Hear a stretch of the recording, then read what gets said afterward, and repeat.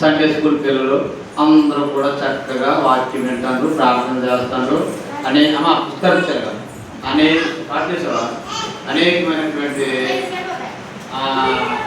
కథలు, పాటలు, పుస్తకాలు అన్నీ నేర్చుకొని చక్కగా ఉంటారు. అయితే అదే ఊర్లో ఒక కుటుంబం ఉంది. ఆ కుటుంబంలో ఒక ఇద్దరు అక్కలు, ఒక తమ్ముడు ఉంటారు. ఇద్దరు అక్కల పేర్లు మార్త, మరియా. ఆ తమ్ముడి పేరు లాజరు. తమ్ముడి పేరు ఏం పేరు? లాజరు. అయితే వీళ్ళ ముగ్గురు కూడా చాలా ఇష్టం యేసయ్యకు. ఎందుకంటే ఎందుకు ఇష్టం చెప్పండి? ఎక్కడ కూటమైనా వెళ్తాను, ఎక్కడ ప్రార్థన అయినా వెళ్తాను, ఎక్కడ సండే స్కూల్ వెళ్ళిపోతాను. అమ్మా ఎవరు వెళ్తారమ్మా?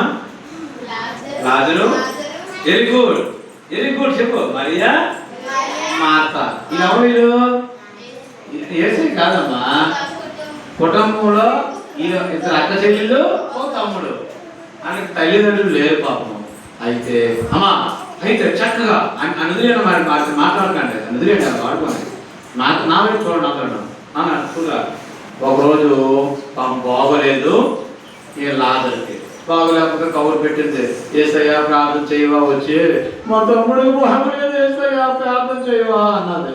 అంటే వస్తానమ్మా ప్రార్థన చేస్తాను అన్నాడు. ఆయన బోల్డ్ బిజీ ఉన్నారు యేసయ్య పాస్టర్ గారు.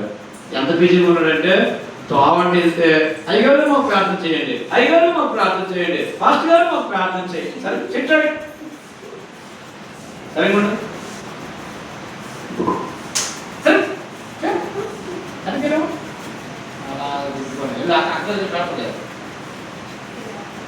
కవర్ పెట్టాను.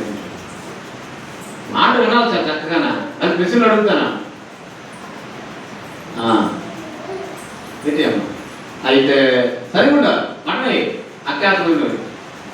ఇక్కడ మళ్ళీ చిత్రం ఇంటి దగ్గర చేసుకొని రావాలి చక్కగా, ఆడపిల్లలు మగపిల్లలు. అయితే ఏరా నువ్వు ఏం పేరు చెప్పా? నేను ఏం పేరు చెప్పానా? చెప్పు, ఏం పేరు చెప్పానా? లాజరు, మరియా, మార్త. ఏం పేర్లు? అమ్మా ఏం పేరమ్మా?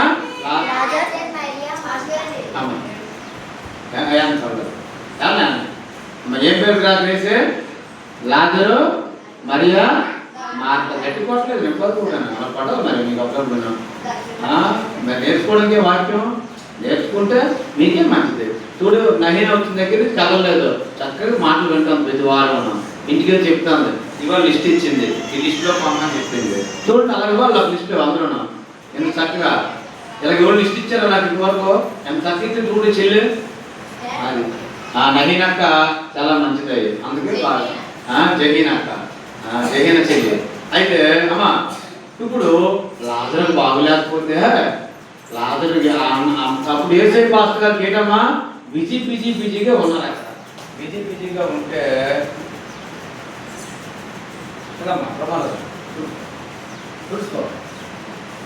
తుడుచుకో రమాతోనే. అయితే బిజీగా ఉన్నప్పుడు అప్పుడు ఏం చేశారంటే రాలేదు యేసయ్య. అయితే రాకపోతే అమ్మా మళ్ళీ 3 రోజులు అయిపోయింది. ఎంతలోనికి లాజరుకి జ్వరం ఎక్కువ వచ్చింది. జ్వరం ఎక్కువ వచ్చేసరికి ఆయన ఏం చేసి చనిపోయాడు. చచ్చిపోతే ఆ విషయం యేసయ్యకి తెలిసింది. అవునండి, మీరు రమ్మంటే రాలేదు పాస్టర్ గారు ప్రార్థన చేయడానికి, ఆయన చచ్చిపోయాడండి అన్నాడు. అంటే ఆయన అంటున్నాడు శిష్యులతోనే, లేదు దేవుని మహిమ కొరకే జరుగుతుందిలే అన్నాడు ఆయన. ఎంత ధైర్యం చూడండి యేసయ్యకి. మన యేసయ్యకి ఎంత ధైర్యం ఉంది, పర్వాలేదు బతుకుతాడు అంత అంటారు. చచ్చిపోయాడు ఆయన. చచ్చిపోయిన తర్వాత అప్పుడు ఇంట్లో ఉంచితే 2 శవాన్ని ఏం చేస్తాము?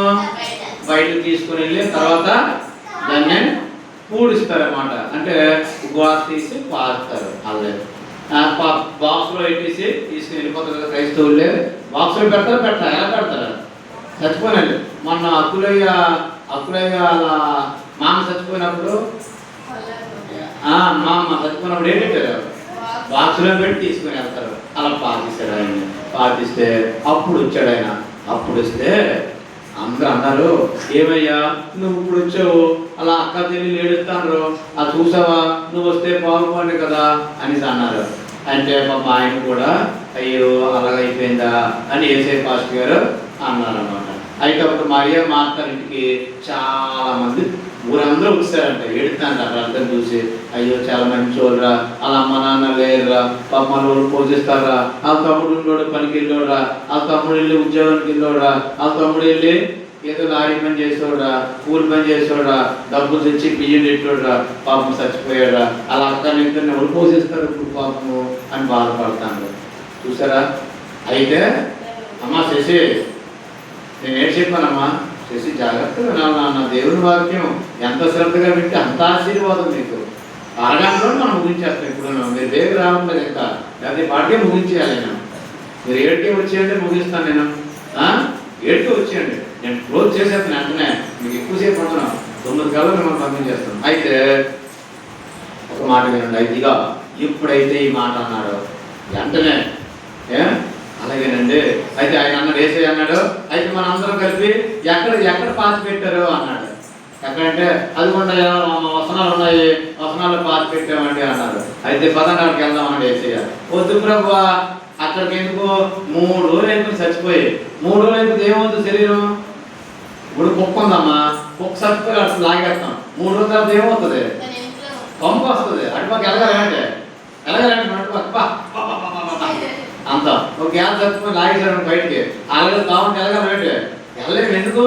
అలాగే మానవ శరీరం కూడా కూలిపోతుంది, వాసన పడుతుంది. అయితే ఎందుకు వాసన పడలేదు? భూమి లోపల ఉంది. అప్పుడు యేసయ్య అంటాడు, పదాన్ని వెళ్దాము, ఆ యొక్క దాన్ని తీయండి అన్నాడు అనమాట. ఆ కప్పు తీయండి అన్నాడు. కప్పు తీయండి అంటే అక్కడికి వెళ్తాయా మరియ మాట అంటారు, యేసయ్య వద్దు, వాసన కొట్టేసింది, 3 రోజులు అయిపోయి చచ్చిపోయి, ఆదిశం 3 రోజులు అయిపోయింది, మీరు ముందు వస్తే బాగున్నా యేసయ్య, మీరు రాలేదు యేసయ్య అనేసి అంటారు. లేదమ్మా, నేను వచ్చాను కదా, నీకేం భయపడదు అని సమాధి దగ్గరికి వెళ్ళి ప్రజల ఊరందరూ కూడా ఏం చేస్తాడో ఈ పాస్టర్ గారు, యేసయ్య పాస్టర్ గారు ఏం చేస్తాడో చూద్దాం పదంరా అని చెప్పారు. నీకు నువ్వు గోల్డ్ నోలు పెట్టుకో, నీకు ఇడ్లీ కట్టవు. ఇడ్లీ కావాలా వద్దా? కావాలంటే కట్టం ఉండాలి. అది లేకపోతే నీకు ఇడ్లీ ఏమన్నా ఇవ్వాలా? గోల్డ్ నోటు కడతాను, అది నీకు ఇవ్వాలంతా కావాలా వద్దా? అది కావాలంటే మనం గోల్డ్ నోట్ ఆడుకోవచ్చాము. గోల్డ్ నోట్ ఆడుకో చేసి వేసిపోయి నువ్వు సండే స్కూల్ పిల్లడు కదా, అది నాకు ఎక్కకూడదు సండే స్కూల్ పిల్లలు. అయితే అమ్మా చక్కమని యేసయ్య అన్నాడు, సమాధి దగ్గరికి వెళ్ళి లాజరు బయటికి రా అన్నాడు. అంతే, లాజరు బయటికి రా అనేసరికి లాజరు ఒక్కడే సమాధిలో పెట్టి తీశారు కదా, అక్కడ వేసిపోయాడు. ఇలా వచ్చేస్తాడు. వచ్చేసరికి ప్రజలు ఆశ్చర్యపోతారు, అమ్మ ఎలా బతికాడు? ఒక రాజు కుర్చీ బయట వెళ్ళాలి కదా, లేకపోతే వస్తాను రాజు వస్తాను అయిపోవా ఇక్కడే. ఇదైతే ఎప్పుడైతే లాజరు నువ్వు బయటకు రా అనగానే వచ్చాడనేగా, వచ్చాడు. చూసారా? వచ్చేసరికి ప్రజలు ఆశ్చర్యపోతారు, ఓ ఏం జరిగింది ఇక్కడ, ఏం జరిగింది, ఇంతమంది ఏ రకంగా ఎలాగ లేచాడు ఈయన, సమాధిలో నుంచి వాసన లాజరు బయటకు వచ్చేసాడు కదా అని ఎంతగానో సంతోషించి దేవుణ్ణి మహిమపరిచారు. చూసారా? మరి దేవుణ్ణి నమ్ముకోవడం వల్ల ఏం ఉపయోగం అయింది? వాళ్ళకి చనిపోయిన తమ్ముడు వచ్చాడు, సంతోషంగా ఉన్నారు. ఇట్లాండి ఇట్లాండి ఇటు అందరికి రండి,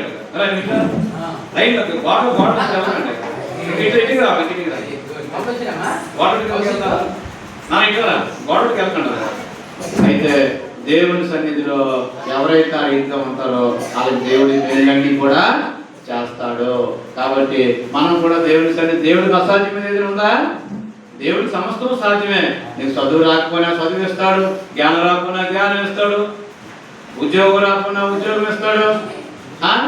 మీకు ఏది కావాలి, మీకు ఆరోగ్యం కావాలి ఆరోగ్యం ఇస్తాడు, బాగు లేకపోతే బాగు చేస్తాడు. ప్రార్థన చేస్తే ఇన్ని మేలు జరుగుతాయి కదా అమ్మా.